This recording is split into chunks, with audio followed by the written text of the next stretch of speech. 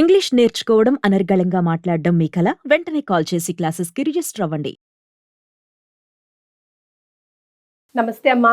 నమస్తే తల్లి. హ్యాపీ హోలీ అమ్మా. అమ్మా మీకు కూడా హోలీ శుభాకాంక్షలు. హోలీ అంటే full of colours, full of bhang festival, full of vibrant festivals అట్లానే అనుకుంటాం కానీ అవునమ్మా. అసలు సనాతనంలో చూస్తే కనుక హోలీకి పరమార్థం వేరే ఉందమ్మా. ముఖ్యంగా మధురై అటు సైడ్ ఆల్మోస్ట్ ఒక 40 days ఏమో చాలా గ్రాండ్ లెవెల్లో చేస్తారంట. అవన్నీ విశేషాలు ఈ రోజు తెలుసుకుందాం. అసలు మీరు ఇందాక ఆధ్యాత్మికంగా ఒక మాట అన్నారు కదా, అసలు దీనికి పేరేమిటి హోలీ అంటున్నాం గాని మనం హోలీ ముందు రోజు ఏం చేస్తారు? ఇవాళ రంగులు వేసుకోవడానికి ముందు ఇప్పుడు కాముని కాలుస్తాం, కామదహనం. కామదహనం అది కదా ప్రాధాన్యం. కామదహనం అయ్యాక వచ్చేటటువంటి ఉత్సవం హోలీ. హోలీ పాల్గొన పూర్ణిమ మనం కామదహనం అయ్యాక చేసుకునే ఉత్సవం. కామదహనం అంటే ఏమిటి? కామము అంటే కోరిక. కోరిక ఏ కోరికైనా సరే.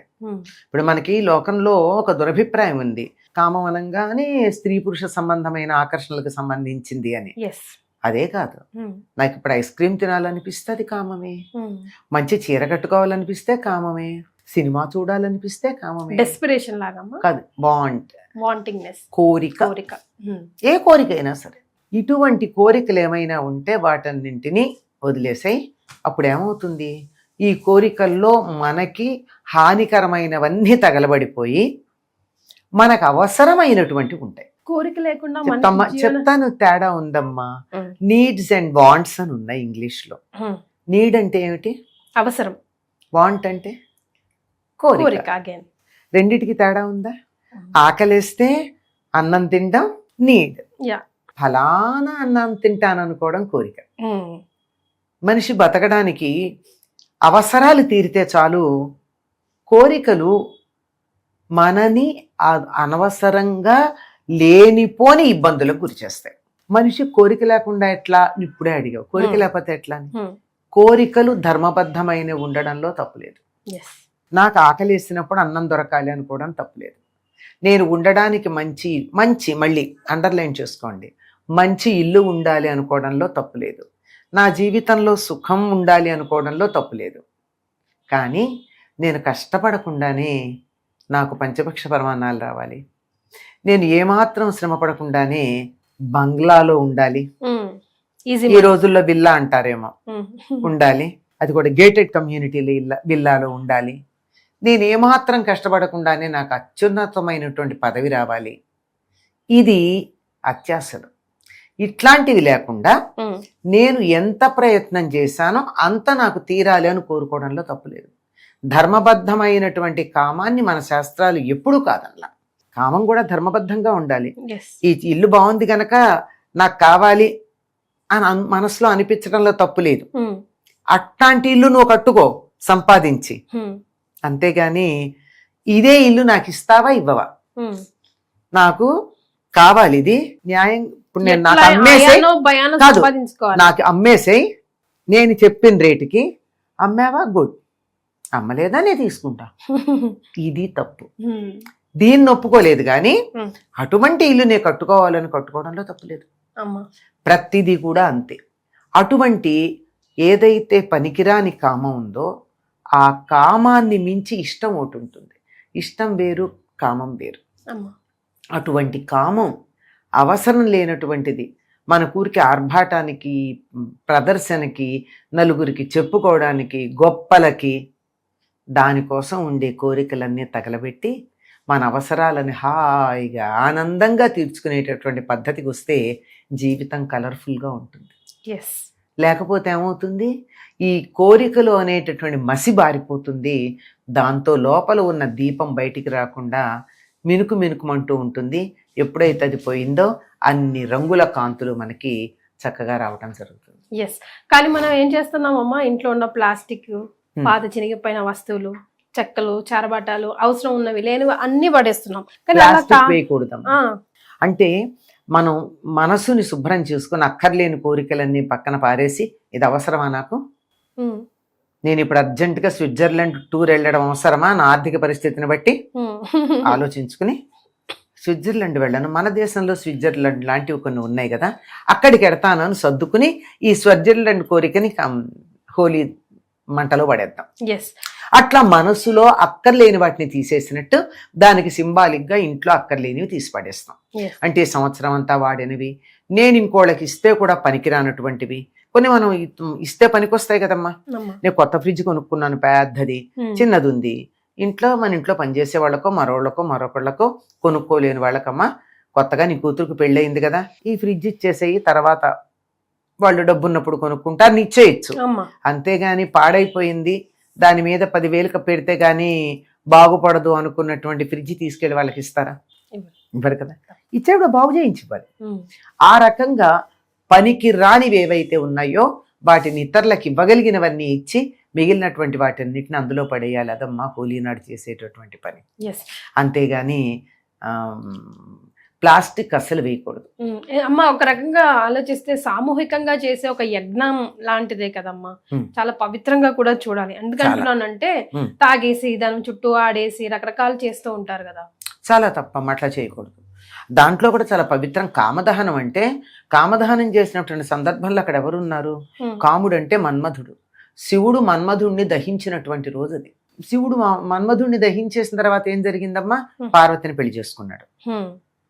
అంటే ఏమిటి? భౌతికమైనటువంటి రూపరేఖల్ని చూసి ఇష్టపడడం కాక ప్రేమ అన్నదానికి కామం అడ్డు రాకూడదు, అప్పుడే దాంపత్యం బాగుంటుంది. పెళ్లి చేసుకున్నప్పుడు ఇద్దరు అందంగానే ఉంటారు, ఒకళ్ళు బాగా నచ్చుతారు, అంతా బాగుంటాయి. 4 రోజులు పోయేటప్పటికి ఎదుటి వాళ్ళల్లో లోపాలు కనపడడం మొదలు పెడతారు. ఉన్నా లేకపోయినా, ఉంటే ఉండొచ్చు లేకపోవచ్చు కూడా, లేదా ఏదో కారణంగా అవకరాలు వస్తాయి.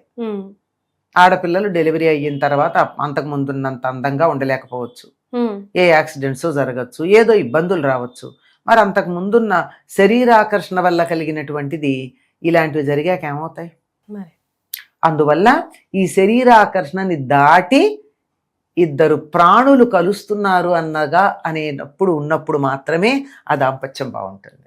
100%. భౌతికమైనటువంటి రూపురేఖల్ని దాటి మనుషులకు కొని ఆత్మ దాకా వద్దు. మనస్సు, ఒకరి మనస్సు ఒకరు తెలుసుకుని ఒకళ్ళతో ఒకళ్ళు చక్కగా కలిసి ఉండడానికి, భౌతికతను అసలు రూపురేఖల గురించి ఆలోచించకుండా కలిసి ఉండడానికి సిద్ధపడడం కామదహనం చేసుకున్నాక జరిగే వివాహం. అది శివపార్వతుల వివాహానికి ముందు జరిగినటువంటి కామదహనం జరిగింది ఈరోజు. కాబట్టి అంత పవిత్రంగా చూడాలి మనం కూడా, చాలా పవిత్రంగా. శివుడి యొక్క కంటి మంట నుంచి వచ్చింది. దీన్ని చూసిన తర్వాత ఏమర్థం చేసుకోవాలి? లేనిపోని హావభావ విలాసాలతో ఆడపిల్లలు మగపిల్లలు ఒకళ్ళనొకళ్ళు రెచ్చగొట్టుకోకుండా ఉంటేనే దాంపత్యం బాగుంటుందన్న సంగతి గుర్తుపెట్టుకోవడానికి హోలీ చాలా కామదహనం గొప్ప సంకేతం. హోలికా స్టోరీ ఒక్కసారి గుర్తు చేసుకుందామా అమ్మ? హోలిక అనే రాక్షసు ఒకటి ఉండేదట. అది చిన్నపిల్లని పట్టుకుని తింటూ పోతూ ఉండేదట. దాంతో రాజుగారు చిన్న ఏర్పాటు చేశారు. ఎంతమందిని పట్టుకెడుతుందో ఒకటో తెలియక రోజుకొకళ్ళని ఇస్తానని చెప్పాడు. మిగతా పిల్లలు కాస్త జాగ్రత్తగా సిస్టమేటిక్ గా ఉంటుంది, రావడం కూడా గుడ్డిలో వెళ్ళాలనుకున్నాడేమో రాజు. అయితే మరి ఆయన దాన్ని అదుపులో పెట్టలేకపోయాడు. మరి ఒకసారి ముసలమ్మ వంతు వచ్చిందిట. ఆవిడ అడవిలోకి వెళ్ళి ఒక ఋషిని అడిగిందిట, నా వంతు వచ్చింది, నా మనవణ్ణి పంపించే వంతు, దాన్ని రక్షించే పద్ధతి ఏమన్నా ఉందా నా మనవణ్ణి అంటే, నీ మనవణ్ణే కాదు అందరినీ నేను రక్షించే మార్గం ఉంది, ఎవరూ నన్ను అడగలేదు, నేను చెప్పలేదు ఇంతవరకు. ఆ హోలిక ఎవరన్నా తిడితే తట్టుకోలేదు. అంచేత ఊళ్ళో వాళ్ళంతా తిట్టండి, అది చచ్చిపోతుంది ఆ తిట్లకి, అప్పుడు మీరు సుఖపడతారు అని చెప్పట. Simple simple. అందుకని ఈవిడ వచ్చింది, ఊళ్ళో అందరినీ పిలిచింది, ఎవరికి చేతైనట్టు వాళ్ళు బ్రహ్మాండంగా, మన కొంతమంది రాజకీయ నాయకులు ఉన్నారు కదా, అట్లాంటి వాళ్ళందరినీ తీసుకుని వెళ్ళి బ్రహ్మాండంగా మీ కోరిక తీరా ఇక్కడ తిట్టుకోండి అని చెప్పారు. దాంతో ఒక్కొక్క తిట్టు కదా అలా అలా అలా అలా కూలిపోయిందట. మొత్తానికి అందరూ తిట్లు అయ్యేటప్పటికి అది పడిపోతే దాన్ని తగలబెట్టారు. మళ్ళీ అది అక్కడి నుంచి లేచి రాకుండా అని చెప్పి అందరూ, పిల్లలు ఏం చేస్తారమ్మా, పిల్లలకి ఏదైనా సంతోషం కలిగితే కేఘా అని అరుస్తూ ఉంటారు.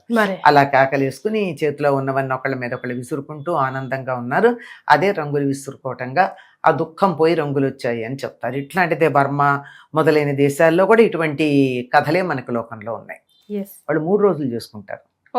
మధురైలో 40 days ఆల్మోస్ట్. ఇక్కడేమో అది మనకి సెలబ్రేషన్. మధురైలో అసలు ఇలాంటి పెద్దగా ఏముండవు. ఉమ్, అక్కడ ఎంతసేపు ఆనందంగా అందరూ కూడా రాధాకృష్ణులుగానే భావన చేసుకుని తిరుగుతూ ఉంటారు. అసలు మీరు రాధ కాదు అని ఎవరిని గురించి అనుకోలేం. మరి ఆడపిల్లలందరూ రాధల్లాగానే మగపిల్లలందరూ కృష్ణులు లాగానే వాళ్ళు తయారైపోయి అసలు ఎంత ఉత్సాహంగా ఉంటారో. ఎప్పుడన్నా వెడితే అసలు మధుర చూడాల్సింది హోలీ సందర్భంలోనే వెళ్ళి చూస్తేనే చాలా బాగుంటుంది. ఓ, అంత అద్భుతంగా ఉంటుంది అనమాట. మనం అంతా బృందావనంలోనే ఉన్నాం అనిపిస్తుంది మధుర అంతా. వావ్. అంత బాగుంటుంది. హోలీ రోజు ముఖ్యంగా పౌర్ణమి కాబట్టి స్పెషల్ గా మనం అమ్మవారి ఆరాధన గాని ఏమైనా లైక్ ఏ విధంగా చేస్తే బాగుంటుంది అంటారమ్మా? ఆ రోజు మామూలుగా చేసుకునే పాల్గొన లలిత పూర్ణిమ నాడు చదివితే చాలా మంచిదని నేను విన్నాను అమ్మ. ప్రతి పూర్ణిమకి కూడా చేసే పని ఏమిటంటే సూర్యాస్తమయం అయ్యే సమయానికి అమ్మా. అంటే చంద్రోదయం అయ్యే సమయానికి ఉమ్, తులసి దగ్గర పాలు పెట్టి ఉమ్, పాల మీద మూత లేకుండా పెట్టి ఉమ్, లలితా పారాయణ చేసి ఉమ్, చంద్రుడి వెన్నెల కిరణాలు అందులో పడేట్టుగా ఉమ్. అప్పుడు దాంట్లో కొద్దిగా బెల్లం వేసి అది అందరూ తీసుకుంటారు. ఓకే. కొంతమంది దాన్ని అక్కడే చిన్న కుంపట్ లాంటిది పెట్టి దాంట్లోనే కొంచెం బియ్యం వేసి మొత్తం అంతా పరమాన్నంలాగా తయారు చేసేట్టు కూడా చేస్తారు. ఓకే. ఏది చేసినా అది అమ్మవారికి ఆవిడ శరత్ చంద్ర నిభానన అని చెప్తారు కదా. ఉమ్, అంతేకాకుండా ఆవిడ 16 కళలతో పూర్తిగా ఉంటుందని, అందువల్ల పూర్ణిమ నాడు అమ్మవారిని ఆరాధించటం, అందులో చంద్రోదయ సమయానికి ఆరాధించటం మరీ ప్రధానంగా చెప్తారు. ఇంకొక విశేషం మాత్రం ప్రధానంగా చెప్పుకోవాలి. అమ్మా. పాల్గొన పూర్ణిమ నాడే సీతారాముల కళ్యాణం జరిగింది. కానీ మనం ఇప్పుడు చేయం కదమ్మా. చేసుకోవచ్చు, ఎవరొద్దన్నారు. మరి సీతారామ కళ్యాణం మనం ఉగాది తర్వాత చేస్తున్నాం. నవమి నాడు చేస్తాం. నవమి నాడు. ఎందుకు చేస్తాం? ఎందుకు? ఎందుకంటే ఆయన పుట్టినరోజు గనక. ఓ, ఇది దేవతామూర్తులకి ఇన్ని సందర్భాల్లోనూ కళ్యాణాలు చేయొచ్చు, శాంతి కళ్యాణాలు. మనం ఆ రోజు చేసుకుంటున్నాం. Right. Thank you so much అమ్మా. నమస్తే. నమస్తే.